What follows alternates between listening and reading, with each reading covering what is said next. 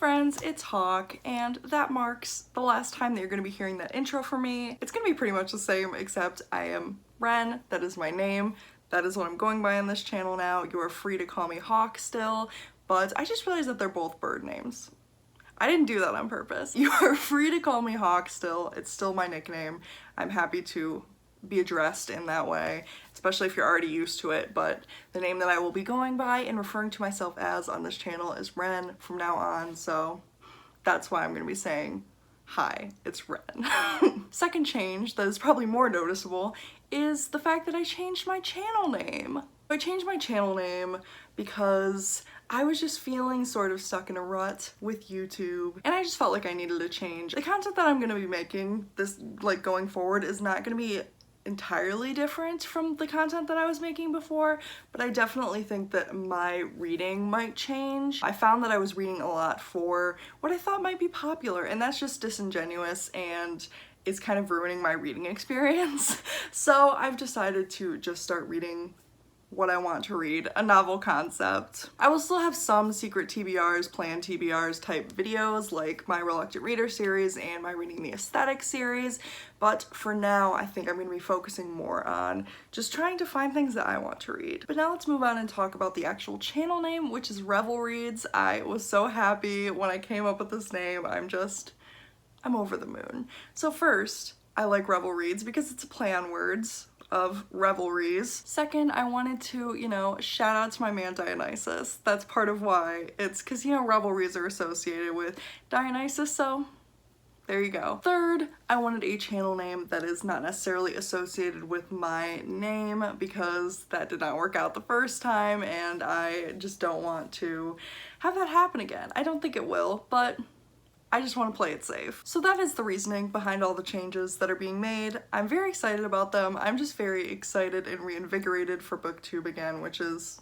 exactly what I was looking for. Thanks to the help of a few wonderful friends that I have on booktube, I love them and they're great. After all of that intro, we can finally get into the wrap-up portion of this video. So the first book that I read in May was Wicked Saints by Emily A. Duncan. Very reflective, as you can see. This book was so boring. I gave it 2 stars because I didn't hate it by any stretch. I both listened to the audiobook and read it physically just because I don't think I could have gotten through this if I hadn't listened to the audiobook. The plot just was boring. I can't remember a single character's name. I can't even remember the plot. There's this girl who can talk to the gods, something like that, but every piece of knowledge that I got from this, it just flew out of my brain instantly as soon as I finished this, because I'm like, well, I'm not gonna read the sequel, so my brain just took liberties and decided I didn't need to keep any information about this. It just wasn't for me, is the long and short of it. I heard a lot of people talk about how the aesthetics were what really held them through. It didn't do anything for me, at all. I'm sorry, I don't have very much to say about this book just because it was so boring and nothing happened and I didn't like any of the characters. I didn't like any of the characters, so. Next, I have the 3 books that I read for my Reluctant Reader sci-fi series. You can go and watch that video to watch me suffer. The first book I read for that video was The Man in the High Castle by Philip K. Dick. I gave this 1 star. I said something in that video that I don't necessarily agree with the phrasing of it, and it kind of upset me that I phrased it that way after I had put the video out. I said that I found the concept of the Axis powers winning World War II to be an interesting concept. I don't like the phrase interesting concept because it involves a lot of suffering of minority people, so I redact that statement. I wish I would have phrased it better. I just find it intriguing in seeing how it could be done. Obviously I gave this book 1 star, so it was not done well for The Man in the High Castle. It was boring, and he is just not the person that I would have wanted to write this concept. He's a white, straight, non-Jewish man, so. Next, I read Machines Like Me by Ian McEwan. This book was so weird. It was just so domestic for being a book about androids, and I could not understand it for the life of me. So what this is about a man living in 1980s London who buys a really high-tech android. It's an alternative history type thing. I don't even, nothing happens. I told you guys that this was about a love triangle, but it wasn't. So this this book was so weird. And not like a good weird where I was like thinking about it for a really long time after. It's just like its points were so nonsensical and stupid, and there was like a really offensive subplot regarding rape. It barely scraped into the 2-star category. I just did not like it. Finally, we have Defy the Stars by Claudia Gray for that video. I gave this book 3 stars. It was the best one that I read, but I still only gave it 3 stars. So this book is about an interstellar war. There's the bad side, which makes androids, and she meets the main girl, Nomi, meets one of these androids, and they have to like fight together. You can tell that I don't really care. I mean, I was really like appearing to enjoy this book, I think, in the video because I was just so happy to not hate a book that I was reading for that video. So in hindsight, it didn't really do anything for me. Like I said, I don't remember a ton about what happened in this. I'm not gonna be reading the sequel. I just thought it was okay. I think I might not like sci-fi. So the next book that I read was The Goldfinch by Donna Tartt. I did a whole review slash like talk, just discussion. I would call it a discussion more than a review. This book, I gave it 3 stars. I started out giving it 4 stars, but then I was like, why? Why am I giving this 4 stars? It's literally just my like bias towards Donna Tartt and her writing. But this book wasn't actually that good. Like, it meandered in pace in so many places, which for a 700 something page book I kind of expected, but at the same time it's like, if you're not going to use the space, then don't take up the space. Do you know what I mean? I was fond of some of the characters. Again, she failed at making any complex female characters. If you want to hear me talk about that in depth, you can please watch the video that I did on it, but yeah, it was just problematic in a lot of areas, as Donna Tartt tends to be, but this is worse to me than The Secret History. It's more egregious to me. But I do have a fondness for it. Like, the writing was extremely good in my opinion, so yeah, my bias is still there. It just wasn't, you know, as good as The Secret History for me, which I don't think I'm particularly surprised by that, but I still think it was worthwhile. I might read it, like, again at some point. Probably not in the near future, but I'm definitely intrigued to go back in because I listened to the audiobook for some of it, but if I could take my time with it, I would be interested to see like what I got. But again, it's not, I wouldn't recommend it. Next, I read my favorite book of the month, which is Felix Ever After by Case and Calendar. If you missed my tweet, follow me on Twitter, it's down below. If you missed my tweet where I was literally just crying in the last 30 pages of this book, I mean, that was how I was the entire book. I was literally crying for the entire book. So I realized while I was editing that I explained the synopsis of this book very poorly, so I'm gonna try to do it again. This is about a black, queer, trans boy named Felix Love who has never been in love, and a lot of the story focuses around his journey towards love from other people and love from himself. There's also a whole plot of him dealing with someone being transphobic towards him, and it's so good, you guys. I'm gonna talk about that more. Past me is gonna talk about that more, but I really can't say it enough. It's so good. This book was just magic to me. Like, it hit me. I'm really already about to start crying. Oh my god.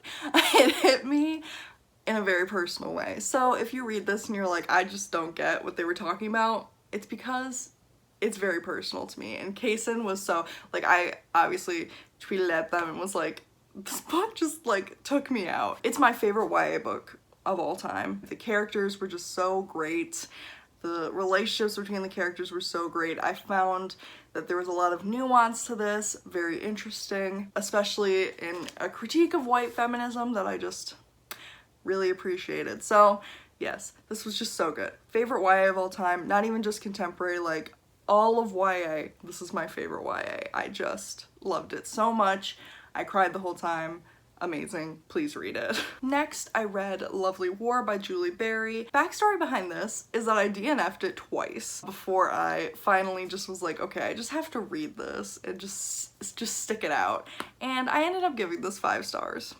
I loved all of the characters so deeply. The writing was just really good. It was clearly well researched. Usually I really hate books about World War II or World War I. I can't remember. Oh no, this is World War I, and I thought it was World War II like the entire time I was reading it, but it was World War I. But I just don't tend to like reading historical fiction about the World Wars. Like, it's just been so, it's been done to death, so I generally don't like it. But this, with the twist of like the Greek gods being involved. It was just so interesting, and the ending was great. I loved it. So I just realized I didn't explain what this book is about. So it is about Aphrodite. She's on trial and explaining why love and war often come together, because she's trying to explain her infidelity with Ares. Boy, did this slap. Can I just read this one part to you guys, because if it gives you a sense of like how the writing gut punched me all the time, it's this. There is a sameness to life during wartime. Days blur together when combat isn't active. A raid here and there, the daily dose of shelling, casualties but not enough to write home about, unless the British Army does it for you, and they send telegrams, very brief telegrams. Regret to inform you that your son, Private such and such, is reported killed in action during heavy bombardment, or has died of wounds at a casualty clearing station, followed by a letter from a CO reporting, in every instance, that they passed bravely, swiftly, without much pain. They never said, hung for hours on barbed wire fence, with his bowels hanging out, pleading for rescue, but nobody dared to go for fear of hostile fire. The first casualty of war is the truth. Bro.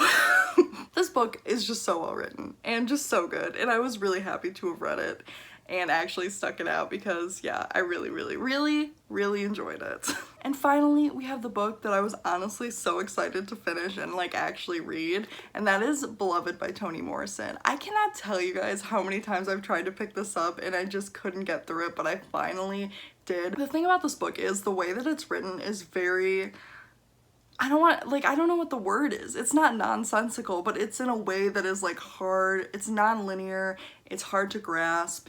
It's just dense. I don't even know if I would use the word dense. It's really hard to describe the writing style of this book. It's fabulism, which tells you partially, I guess, why I would have trouble explaining like how it was difficult to read.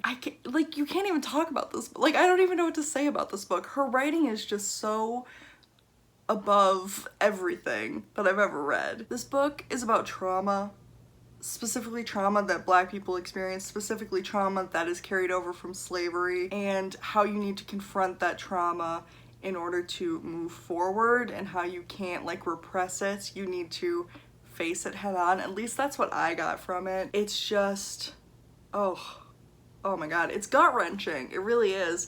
And I would really recommend that you push forward, because the first like chapter / 2 chapters always like trips me up, because I was like, what is happening? What is this book about?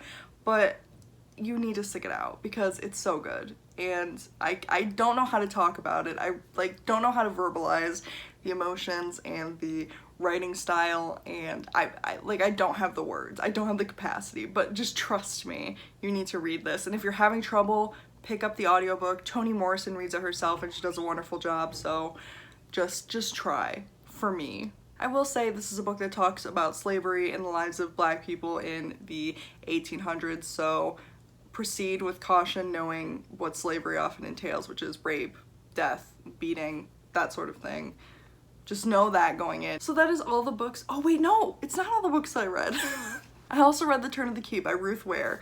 I hated this. That's probably why I forgot it. Oh my god. Okay, so this book is so boring. I just kept reading because I was like, maybe the ending is why people have given it 5 stars, or like said it's really solid or whatever. The ending was so stupid. There was like a pre-twist and then the actual twist, and both of them were so dumb, and I hated it. I gave it 1 star because I was so mad. I was like, I read this whole boring book for that to be the ending. Trash. It was so bad. It was so bad. Don't waste your time. I mean, I shouldn't say that, because a lot of people really liked it, but because those people really liked it, I read the whole book, and I wish I could get that time back. Again, realize I didn't tell you what it's about, but it's about this girl who goes to nanny for a family who seems too good to be true, and weird stuff starts happening. I was like, maybe I'll connect with this, like especially towards the beginning, because I've worked at I was a preschool teacher for a long time and worked with babies in the same facility, and I was an au pair, so I kind of got like the feeling of weirdness when you move into someone's house and just that whole thing, and you're like not familiar with the area. It was even worse for me because it was in Germany and I don't speak German, but like I understood the sentiment, so I was like, oh, this is like a really relatable book. It was so boring, and the ending did not make it worth it, so that's my advice. Don't read it. But I know other people will disagree with me, so proceed with caution. If you think it's boring, I would give it up. I would give it up if you think it's boring while you're reading it, because I wish someone had said that to me. So yes, that's how I feel about Turn of the Key. So that is it. That is actually it. Thank you guys so much for joining me. Please let me know what you read in May and if you loved any of it so that I can, you know, pick it up and start reading it. And if you have any plans for June, if you're doing any sort of readathons or anything, I've seen a lot that are going on in June, so I'm very interested in that. I hope you guys have an amazing June. I will see you next time. Bye!